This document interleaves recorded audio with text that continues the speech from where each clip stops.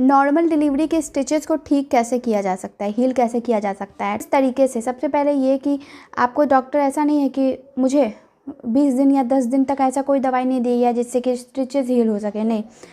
आपको क्या दिया जाएगा और क्या अगर डॉक्टर ने नहीं दिया है, ठीक है, गवर्नमेंट हॉस्पिटल में हुआ, डॉक्टर ने कोई दवाई नहीं दिया है, तो मैं आप लोगों को बता दूँ क्या करना है। स्टिचेस फर्स्ट जो है 4th 5th डे तक आपको थोड़ा सा असहज फील करवाएंगे। फर्स्ट डे भी बहुत ज़्यादा असहज होता है क्योंकि नई नई स्टिचेस लगे होते हैं।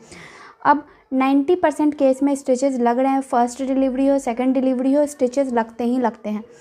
तो उनको हील करना बहुत ज़्यादा ज़रूरी है, ठीक करना ज़रूरी है। अगर स्टिचेस में पक गया या फिर मवाद आने लगा, दर्द ज़्यादा हो रहा है, कई महिलाओं के स्टिचेस जो हैं कई कई दिनों तक रुला देते हैं, यानी महीनों लग जाता है, स्टिचेस नहीं सूख रहे। तो इसलिए कुछ ऐसी बातों का भी ध्यान रखना है जिससे कि स्टिचेस हील होने में ज़्यादा समय नहीं लगे, 15 से 20 दिन में सही हो जाए, दर्द भी ख़त्म हो जाए और स्टिचेस भी सूख जाए, सही से आप बैठ सको, क्योंकि बेबी को भी संभालना है, सो सको, चल सको, सब कुछ काम कर सको। स्टिचेस को कैसे हील करना है, तो मैंने क्या किया है मैं आप लोगों के साथ वही शेयर कर रही हूँ। सबसे पहली चीज़ ये कि स्टिचेस जब लगते हैं तो ज़्यादा मीठा नहीं खाना चाहिए, पकने का ज़्यादा चांसेस होता है, ऐसा बोला जाता है। कहीं ना कहीं ये बातें सच भी है। तो ज़्यादा मीठा नहीं खाइए, कम खाइए, ज़्यादा नहीं खाना है। दूसरी चीज़ ये कि बैठने के पोजीशन पे ध्यान देना है, आपको पालथी मार के नहीं बैठना है, स्टिचेस टूटने के डर होते हैं।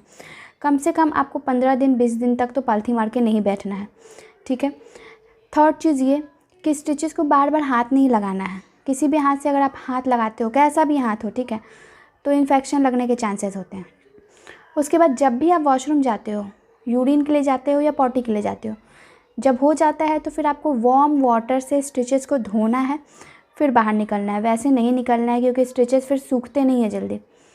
अगर आप वार्म वाटर में सेवलॉन डालो, ठीक है, नहीं डालो तो कोई दिक्कत नहीं है, बीटाडिन पाउडर डालो भी, वो भी चलेगा, नहीं डालते हो कोई नहीं, वार्म वाटर से धो लो।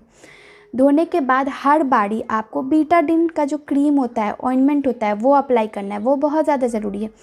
शुरू के जो 5-6 दिन है आपको 4 से 5 बार बीटाडिन का क्रीम अप्लाई करना है। सोने से पहले तो एकदम अप्लाई करना ही करना है।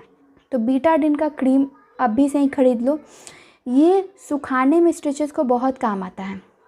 उसके बाद आपको उसमें हवा लगते रहना है, देना बहुत ज़्यादा ज़रूरी है। अब आप कहोगे पीरियड्स में रहते हो, हवा कैसे लग सकती है, तो आपको क्या करना कि उसको रात के समय कोई ऐसा शीट वगैरह बिछा लो बेड पे और हल्के से स्टिचेस को खुला छोड़ दो, ठीक है, खुद को 5 मिनट, ज़्यादा नहीं। स्टिचेस पूरी तरीके से गायब होने में, गलने में, जिनके गलने वाले हैं तो वो 15 दिन तक स्टिचेस गल जाते हैं।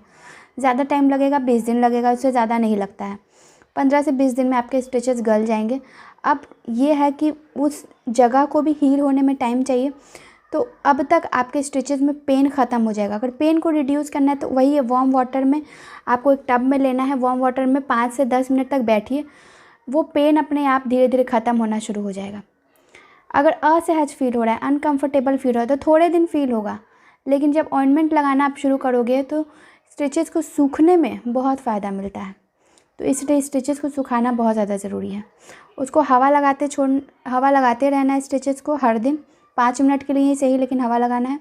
जब भी यूरिन और पॉटी के लिए आओ तो वार्म वाटर से जब आप वॉश करते हो तो उसको सूखने तक का इंतज़ार करना है, तभी आपको ऑइंटमेंट लगाना है।